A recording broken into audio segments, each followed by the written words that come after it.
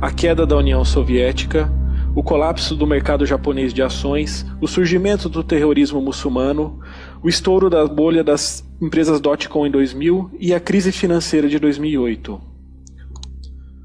Uma rede de pesquisa privada de Baltimore, nos Estados Unidos, foi capaz de prever corretamente todos esses 5 eventos bem antes deles ocorrerem. E neste momento o fundador dessa rede acredita que estamos prestes a ver o 6º choque, bem aqui no coração dos Estados Unidos. O que você verá a seguir é uma mensagem direta sobre o que está ocorrendo e como você pode se proteger. Por favor, fique atento. Olá, meu nome é Bill Bonner. Há cerca de 35 anos eu reuni um grupo de analistas, incluindo um ex-presidente da BBC e um acadêmico de Oxford, para pesquisar, expor e até mesmo prever enormes mudanças no mundo. Em 1987 nós prevemos que a União Soviética iria colapsar. Poucos anos mais tarde, foi exatamente isso que aconteceu. Em 1989 fui ridicularizado pessoalmente por prever que o mercado japonês de ações iria quebrar. Nós escrevemos na época: o longo período de alta do mercado de ações em Tóquio pode estar próximo do fim. Meses depois o mercado japonês de ações quebrou e nunca mais se recuperou. Em 1993 nós prevemos o surgimento do terrorismo islâmico, escrevendo o seguinte: o surgimento do islamismo no mundo ocidental será muito problemático. Essa pode ser a maior ameaça para a paz mundial nas 2 próximas décadas. A bomba no World Trade Center em Nova York é apenas uma pequena amostra do que está por vir. 8 anos mais tarde, no ataque de 11 de setembro, eles atingiram o World Trade Center novamente. Em 2000 eu enviei uma nota alertando sobre aquele dia do acerto de contas. Estava próximo do estouro da bolha das empresas de tecnologia. Naquele mesmo dia, a bolsa Nasdaq começou um declínio de 77% que duraria 2 anos. E recentemente nós prevemos o estouro da bolha imobiliária em 2008, junto com os credores Fannie Mae e Freddie Mac. Nosso sucesso permitiu que o nosso pequeno grupo se transformasse na maior rede alternativa de pesquisa do planeta. Hoje nós temos 2.400.000 assinantes. E de acordo com a Aliança para a Mídia Auditada, nós alcançamos mais pessoas que o New York Times ou o Wall Street Journal. Até mesmo o FBI e a CIA aproximaram-se de nós para pedir ajuda em questões de segurança nacional. Mas eu estou falando dessas coisas para me gabar. Estou aqui porque acho que estamos prestes a ver um 6º grande choque. O mais importante que a minha empresa já lidou em toda a sua vida, competindo e até mesmo ultrapassando a queda da União Soviética. Só que dessa vez, essa crise não ocorrerá do outro lado do mundo. Nós não estaremos assistindo essa crise na CNN ou na Fox News no conforto de nossas salas. O epicentro da próxima grande mudança mundial será bem aqui nos Estados Unidos. Agora, eu devo alertá-lo que alguns dos fatos que irei contar a vocês podem parecer incríveis. No entanto, são histórias verdadeiras. De fato, nós ultrapassamos recentemente o que acredito ser um caminho sem volta. O que significa agora que uma crise é inevitável e não tem como pará-la. A crise começará pequena. Talvez um dia você vai tentar sacar dinheiro do seu caixa eletrônico e irá descobrir que não está funcionando. Talvez um dia você estará em um restaurante com a sua esposa e quando a conta vier, seu cartão de crédito será negado. Você liga para o seu banco e recebe uma mensagem de voz automática de alguma agência governamental que você não reconhece. Como eu disse, vai começar pequeno. Mas deixe-me fazer uma pausa aqui por um instante, porque eu acho que você deve ter alguns questionamentos sobre mim e minha empresa. Depois de tudo, você deve estar pensando o motivo de nunca ou ter ouvido uma notícia da minha empresa, que é mais importante que o New York Times ou o Wall Street Journal, especialmente de uma dimensão sem igual. O nome da nossa empresa é Ágora Incorporação. E apesar do nosso tamanho, nós operamos muito privativamente. Nós apenas compartilhamos nossas notícias e pesquisas diretamente com nossos assinantes.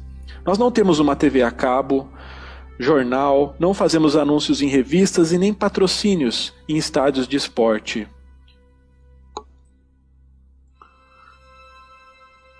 Nós somos muito discretos. E é claro que o nosso sucesso não passa despercebido. Na verdade, a CIA nos procurou para usar minha pesquisa e minha empresa como uma frente para suas operações internacionais. No caso de você estar se questionando, eu não aceitei. Em nossos 35 anos nós crescemos para ser a maior empresa do nosso segmento no planeta, operando através de 20 países, com 2,5 milhões de assinantes no mundo. E fizemos isso através da exposição e de frequentes previsões dos eventos e tendências mais importantes na história recente do mundo. Cada vez que somos capazes de anunciar com acurácia um grande evento mundial, especialmente uma quebra do mercado ou outro tipo de crise, nós oferecemos aos nossos assinantes uma oportunidade importante de se salvarem. E é isso o que eu quero dar para você hoje e ao público em geral. Algo que eu nunca fiz antes. Já escrevi 3 livros dos mais vendidos da lista do New York Times, já fui entrevistado em diversos programas de TV, fui convidado para encontrar com líderes políticos em Washington. Embora eu nunca tenha divulgado minha pesquisa privada para o público em geral dessa forma antes. Mas esse é possivelmente o maior episódio e a situação mais urgente de toda a minha carreira. E essa é uma história que apenas eu posso contar, pois sou a única pessoa nesse negócio, possivelmente em toda a economia, que tem assistido a essa situação desde o seu surgimento. Compreenda que a maior parte das pessoas não percebe é que nos anos 50 os Estados Unidos começaram a mudar para um novo tipo de sistema econômico. E eu não estou falando sobre o fim do padrão ouro, que se encerrou apenas nos anos 1970. Esse novo sistema nos permitiu acumular mais riqueza em papel do que qualquer outra nação na história da humanidade. Apesar do colapso do nosso setor industrial na década de 70, apesar da migração da nossa base manufatureira para o exterior, resultando na perda de muitos trabalhos e cidades quebradas em todos os Estados Unidos, apesar das 2 grandes quebras de mercado em apenas 15 anos, esse novo sistema fez a nossa economia o que ela é.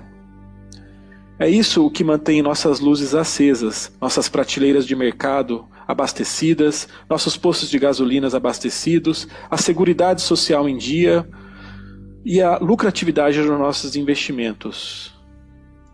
E se você já refletiu como conseguimos esses ganhos, apesar de todos os sinais indicando para um colapso iminente, a explicação é essa. O problema é que há mais de 30 anos atrás eu percebi uma falha fatal nesse sistema.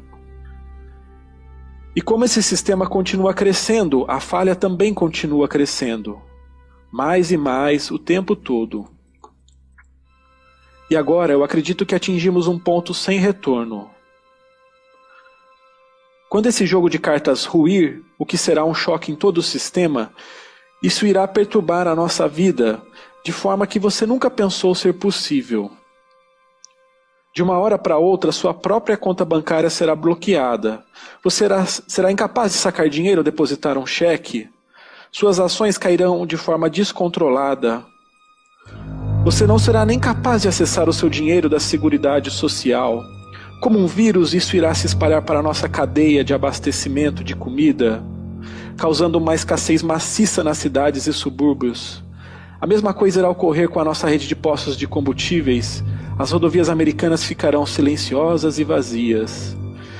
E um por um, cada serviço de que você possui dependência, do seu banco até a mercearia, até o nosso governo central, deixarão de funcionar.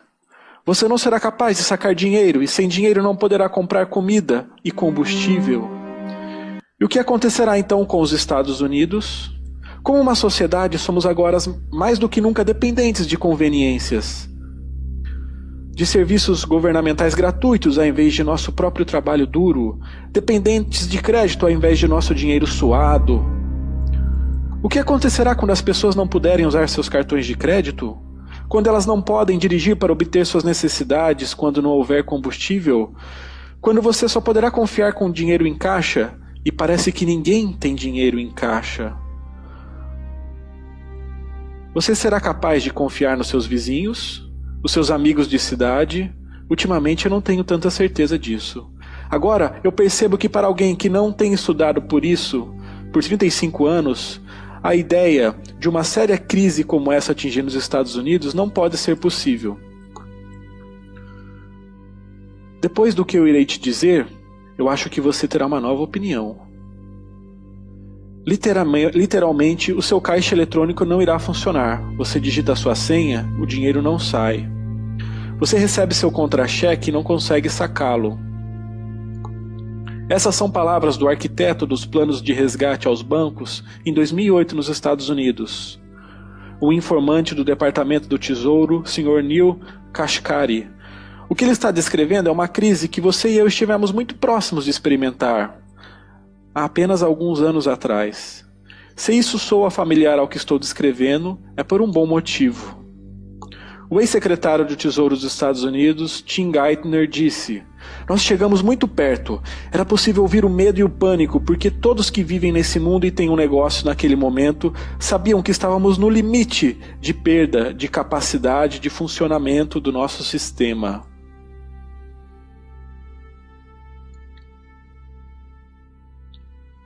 Isso foi confirmado pelo ex-secretário do Tesouro, Hank Paulson, assim como 2 congressistas americanos. Enquanto isso, o presidente Obama assegurava aos americanos que a sombra da crise foi embora no seu discurso que fez à nação.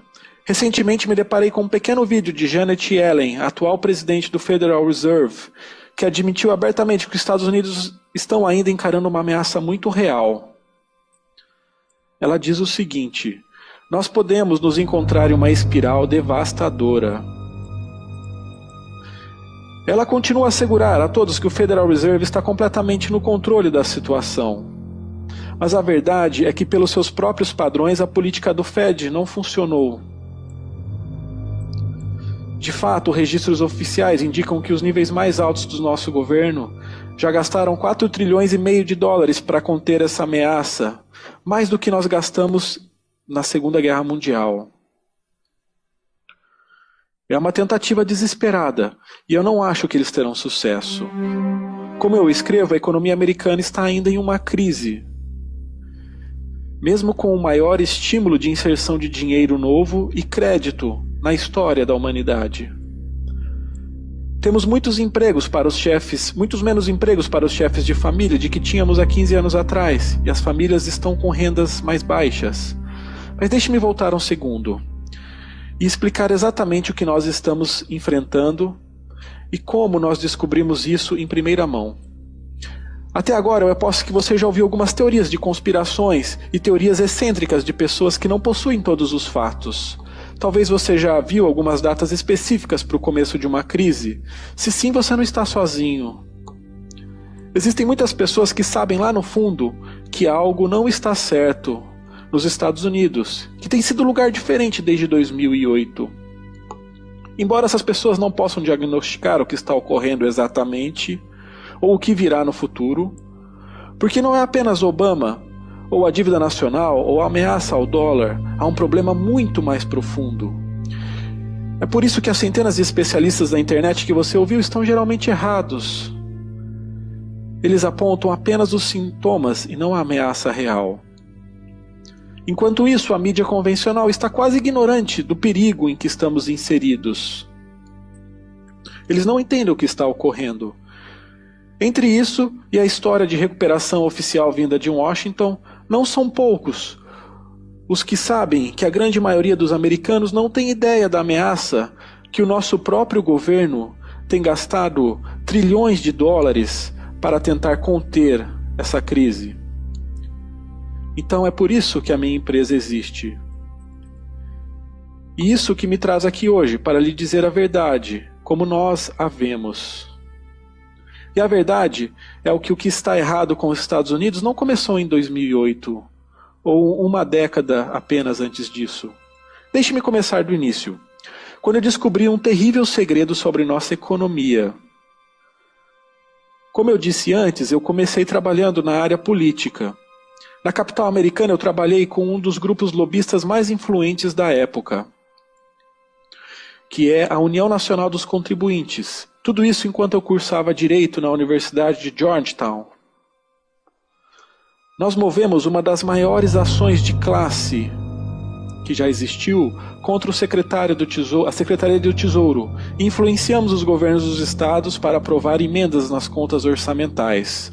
O New York Times, de 6 de março de 1981, descreve essa história.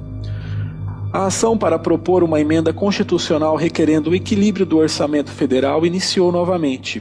A União Nacional dos Contribuintes, que lidera o esforço a nível nacional, disse que acredita que mais 4 estados podem aprovar a medida ainda nesse ano. Na luta para diminuir a dívida nacional, eu compareci à posse de Reagan. Fui apresentado a Ron Paul pela primeira vez, ofereci a Grover Norquist, um dos maiores lobistas mais poderosos dos Estados Unidos hoje, seu primeiro trabalho na cidade. Encontrei-me para um almoço com Margaret Thatcher e Milton Friedman, mas francamente, eu não levava jeito para os tapinhas nas costas que acontecem na capital do país. E eu nunca acreditei o suficiente nos partidos políticos ou o poder do governo para controlar o povo.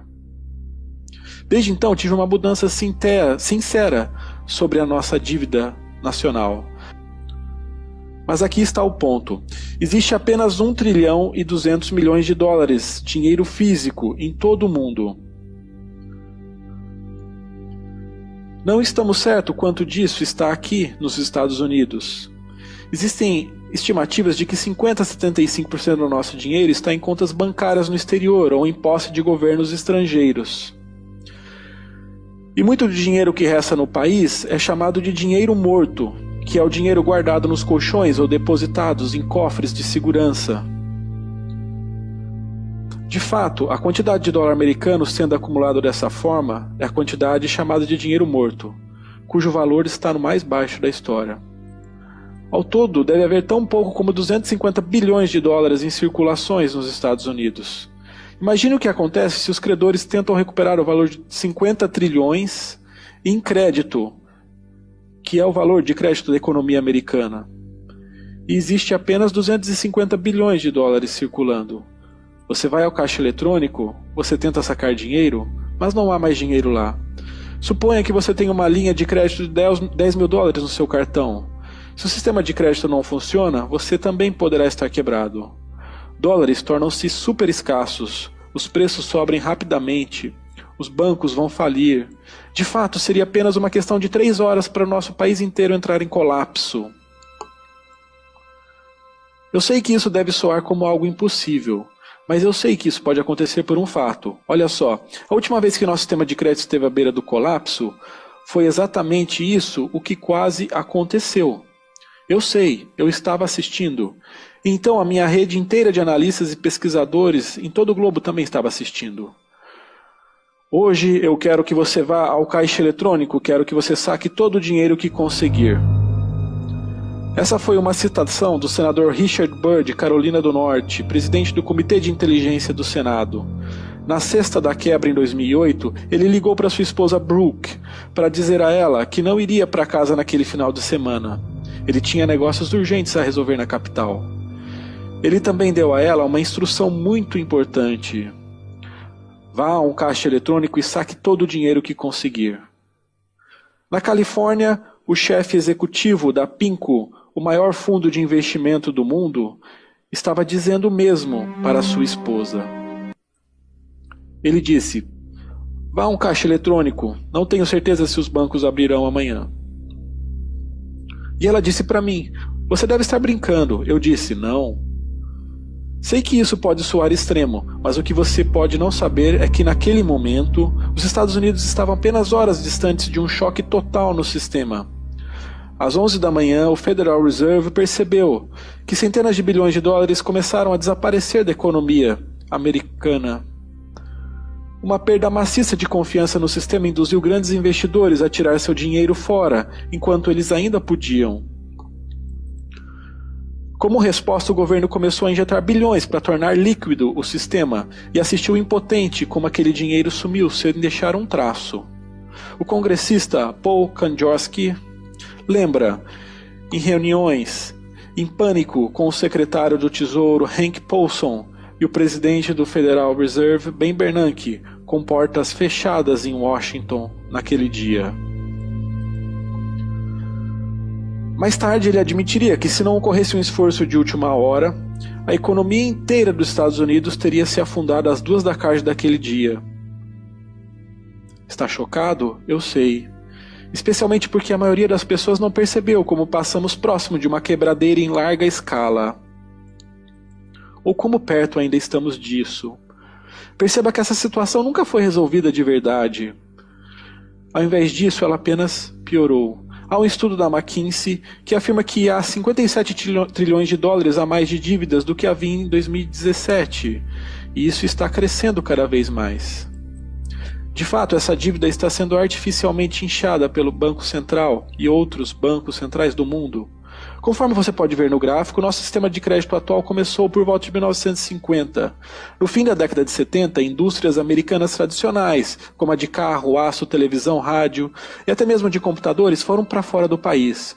O crédito veio em seguida para substituir o salário tradicional, como uma forma de apoiar a economia. Foi isso que desencadeou a fase de crescimento maciça que se iniciou naquela época. A nossa empresa alertou em 1993 que iria começar a desenrolar e que o ciclo de crédito teria um término em algum momento. Isso aconteceu em 2000, quando o sistema de crédito estagnou e as dot-coms despencaram. Mas então o mercado imobiliário estava lá para sustentar isso. Todo o crédito foi apressadamente para o mercado imobiliário, que subiu a níveis estratosféricos. Mas quando esse mercado colapsou, não havia mais nada para manter nosso trajeto. Isso quando o Federal Reserve começou a comprar títulos e hipotecas, começando com um orçamento de 700 bilhões de dólares antes da crise. Agora o Federal Reserve está na faixa de 4 trilhões e meio de dólares. Isso é quanto novo dinheiro e crédito foi inserido no sistema nos últimos 6 anos. O nosso emprestador, de última instância, o Federal Reserve, tornou-se muito grande para falhar. Infelizmente, se falhar, não há nenhuma outra entidade que possa intervir e salvar o nosso sistema de crédito. Ele simplesmente tornou-se muito grande para falhar. E tudo o que precisa é apenas uma pequena perda de confiança. Alguns poucos grandes agentes começaram a retirar seu dinheiro enquanto eles ainda podem. Então as pessoas começam a formar fila nos caixas eletrônicos, e um choque sistêmico irá paralisar a nação. Até mesmo o ex-presidente do Fed, Alan Greenspan, está soando o alarme. Ele diz: a não ser que nós venhamos a enfrentar esse problema, tenho medo de que teremos um tipo de crise política. Nos 36 anos, a nossa empresa tem alimentado seus assinantes com informações. Nós vimos países serem atingidos com choques financeiros como esse por diversas vezes. Apenas no último século posso descrever 38 eventos muito similares ao que estou descrevendo. Mas nenhum deles sequer chegou perto à escala de colapso potencial aqui nos Estados Unidos. Isso porque nenhum desses países foi capaz de emprestar tanto ou tornou-se tão dependente do crédito como os Estados Unidos. Nós veremos o quão dependente tornamos-nos e eu não estou olhando para a frente. A posição única dos Estados Unidos como um superpoder mundial nos tornou capazes de sermos devedores de uma forma nunca antes vista. Tudo isso baseada no fato de que somos bons nisso, mas nós não somos, e em algum momento alguém irá perceber isso. Quando os americanos não puderem mais usar seus cartões de crédito, quando começarem a armazenar comida ao invés de vendê-la, quando ficarmos presos em casa porque não há gasolina, quando nossas aposentadorias sumirem, os benefícios do governo forem cortados, o que irá acontecer com os Estados Unidos? Eu gostaria de dizer que nós iríamos nos unir e tomar conta um do outro, mas será que iremos? Na década de 70 nós quase tivemos um acidente com um tipo similar de crise. Nossa indústria de aço e de automóveis começou a falhar, preços dos combustíveis subiram, motins eclodiram nas maiores cidades como Filadélfia, Boston e Chicago.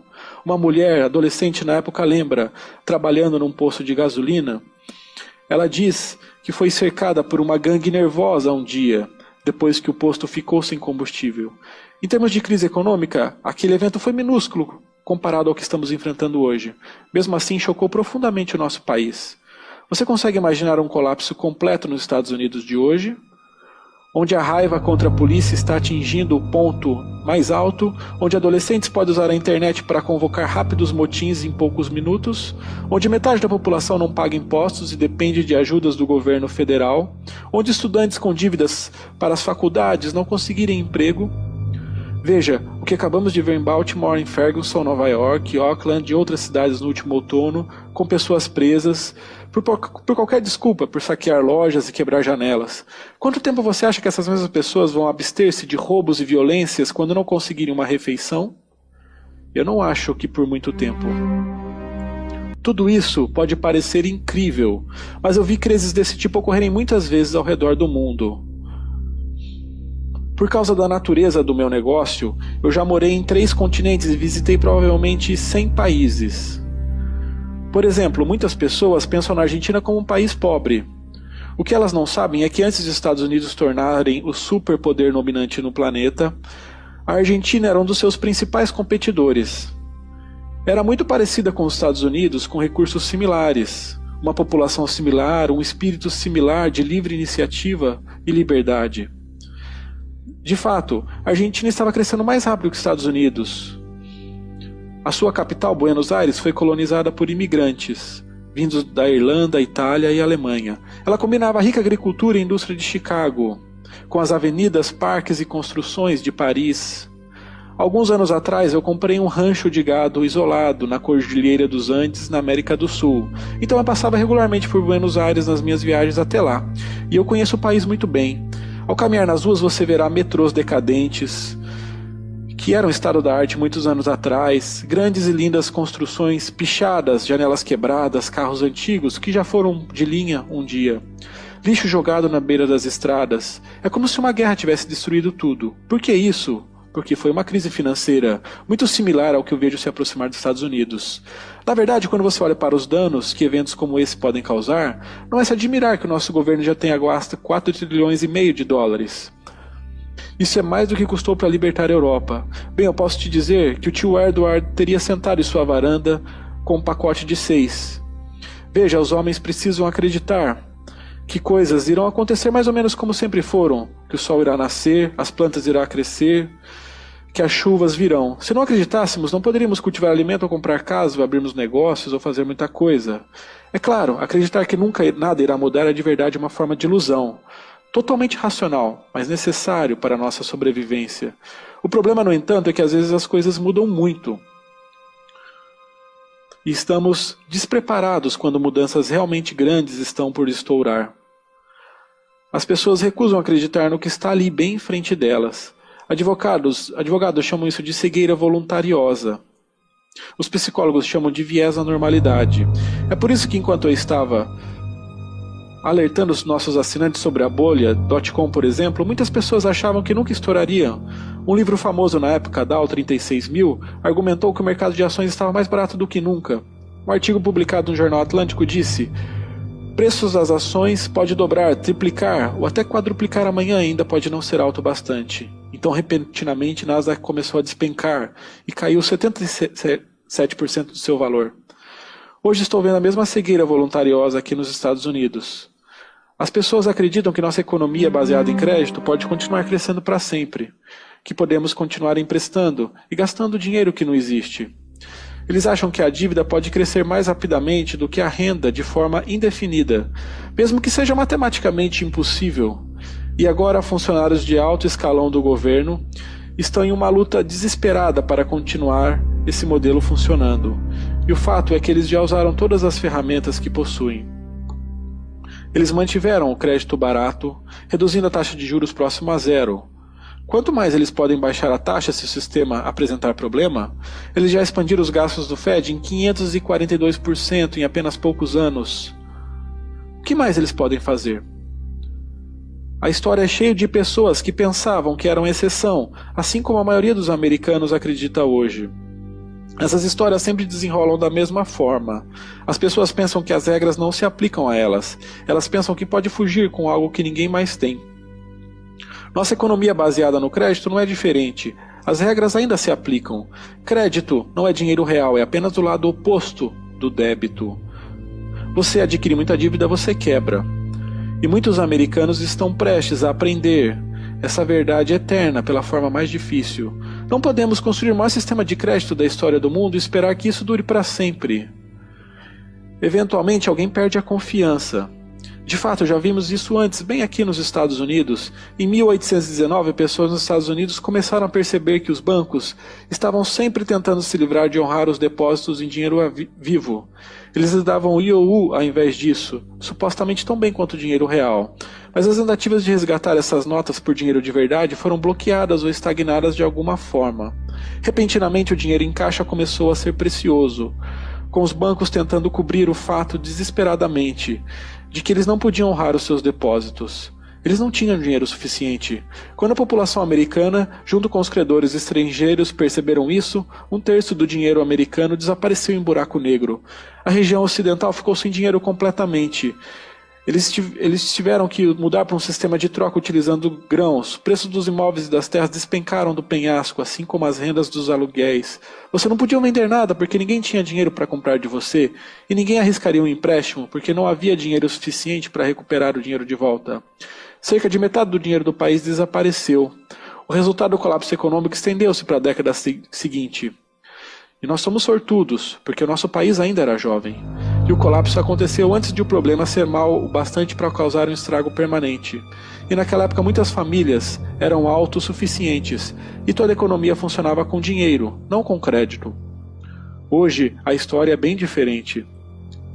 Nós temos um sistema de crédito, que vale mais do que a riqueza nacional da maioria dos países, e já está começando a se desfazer.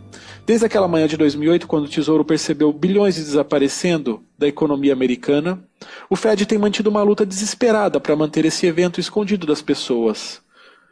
Mas não tem conseguido. Eles inundaram a economia americana com mais dinheiro novo do que nunca, para tentar compensar a escassez. Veja que a meta do Fed é atingir uma inflação de 2%. Quando isso acontecer, eles saberão que o que estão fazendo está funcionando, exceto que a inflação não ceda. Eles já fizeram tudo o que podem, e agora estão esgotando o seu tempo. Nesse verão, o Banco Central americano já estava supondo um aumento da taxa de juros. Mas o último número do PIB mostra a economia se contraindo e não crescendo. Agora o consenso é de que manterão as taxas baixas. E francamente, também não acredito que irão aumentar as taxas de juros, porque estamos começando a ver dólares sendo drenados de fundos de investimento. Em apenas uma semana, 72 bilhões de dólares desapareceram dos fundos de ações. Essa foi a nona maior retirada nas últimas 10 semanas. Apenas um fundo perdeu 38 bilhões de dólares nesse ano. Para comparar, o saque anterior recorde de retirada foi em 2008, com apenas 20 bilhões de dólares. Wall Street já está no limite. Uma nota de um analista do Banco da América está agora alertando. Risco de correção irá crescer na ausência de novas entradas de capital nas próximas semanas. Não está claro para onde esse dinheiro está indo, mas estima-se que os bilionários detêm uma média de cerca de 600 milhões em caixa cada um. Isso é o que acontece por falar nisso. O dinheiro dos que têm mais inteligência lidera as primeiras saídas. E então depois há um pânico. O que está claro é que os dólares em dinheiro já estão com seus preços escalando. Conforme nos aproximamos dessa crise, eu espero que haja mais e mais restrições na sua capacidade de depositar dinheiro, e sacar e usá-lo também. Aqui está o que irá ocorrer. Você vai ao seu caixa eletrônico, mas sua conta estará congelada. O banco irá lhe dizer que percebeu uma atividade suspeita. Mas que atividade suspeita é essa? Você tentou sacar seu dinheiro. De fato, já vimos isso na Europa. Recentemente, um fundo de pensão suíço tentou sacar uma quantidade muito grande de dinheiro do seu banco, com o objetivo de estocar aquele dinheiro nos seus próprios cofres. O banco recusou dar ao fundo o seu dinheiro, e quando o fundo de pensão reclamou, o governo apoiou o banco. De fato, o governo admitiu o seguinte: recomendamos que os bancos com exigências de saque em dinheiro ajam restritamente. E já começou isso a acontecer nos Estados Unidos também. Os Estados Unidos começaram a implementar a Lei Pública 111-147, que torna mais difícil para os americanos tirar dinheiro dos Estados Unidos e fora dos bancos americanos. Bancos como JP Morgan não estão mais permitindo às pessoas depositar dinheiros em cofre de segurança. Em certas cidades americanas, clientes do Chase Bank não têm mais permissão de fazer pagamento em dinheiro para faturas de cartões de crédito, empréstimos imobiliários, pessoais e de automóveis. De fato, um homem que tentou pagar os seus empréstimos imobiliários com dinheiro no Bank of America foi quase preso. E quando o repórter do portal liberal Daily Kos tentou investigar, foi acusado de estar perturbando o banco. De Flórida até Nova York, os estados têm restringido os cidadãos de acessar seu dinheiro em caixa. De fato, Louisiana tornou ilegal usar dinheiro para comprar qualquer metal precioso, incluindo ouro. Até alguns na mídia convencional têm começado a perceber o que está ocorrendo. A Bloomberg reportou aumento de criatividade em torno de formas de direcionar a taxa de juros para território negativo. À medida que esse novo mundo toma forma, o dinheiro torna-se essencial. Será que estou sendo paranoico? Espero que sim. Talvez não vá acontecer, talvez não seja tão mal assim. Mas como você vê no momento, algo deve acontecer. A economia baseada no crédito não pode durar. E é uma incógnita o quanto será ruim quando ela realmente for embora. Nos Estados Unidos de hoje, estamos vendo protestos, tumultos, jovens lutando contra a polícia e dando as costas para os valores americanos. A maioria das pessoas dos Estados Unidos agora é a favor de tirar dinheiro de algumas pessoas para distribuir para as outras. Uma maioria também é a favor de impostos mais altos. Já está começando a parecer um país muito diferente daquele em que você e eu crescemos. Hoje, 1 em 5 americanos não acham que os Estados Unidos permanecerão um país unificado. Já há movimentos separatistas no Texas e agora no Havaí. De fato, um consultor do Pentágono recentemente revelou planos pelos chineses de fornecer armas para os separatistas do Havaí. E autoridades chinesas ameaçaram o secretário americano do Estado, afirmando que eles não hesitarão em fazer valer as suas reivindicações territoriais sobre a ilha. De acordo com pelo menos uma fonte, o exército americano tem planos de contingência para a retirada das tropas de Havaí. Ao mesmo tempo, um relatório recente de Pew Researchers percebeu que os americanos estão mais divididos do que nunca, mas francamente você não precisa de um estudo para provar isso. Da violência que afetou Baltimore no último abril, até a completa disfunção do nosso Congresso, até a maciça queda das taxas de casamentos para os nossos jovens homens e mulheres, para a crescente oposição violenta aos valores tradicionais americanos, não estou bem certo de que os Estados Unidos, pelo menos da forma como eu conheço, poderia resistir. A escassez de comida, fechamento dos bancos, títulos, contas de aposentadorias e benefícios perdendo seu valor. Isso é o que aconteceria, pois não há dinheiro real suficiente para sustentar o padrão de vida ao que estamos acostumados.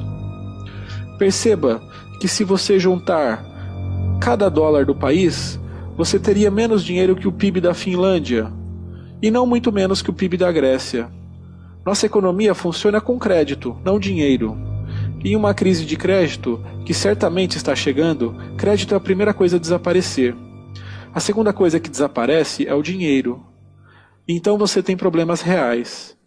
Eu já vi casos em que choques econômicos como esse do último ano, em que as pessoas são restringidas de suas contas bancárias por meses de uma vez, em que os preços oscilam fora de controle, em que greves paralisam os serviços e fecham estradas, em que hospitais não conseguem mais remédio, em que governos se tornam cada vez mais violentos e desesperados. Se isso irá ocorrer hoje, amanhã ou daqui a um mês, eu não sei. Ninguém sabe. Mas eu sei que nenhum país na história conseguiu manter o trajeto que os Estados Unidos estão seguindo agora. Eu sei que ninguém fica imune pela criação de riqueza falsa.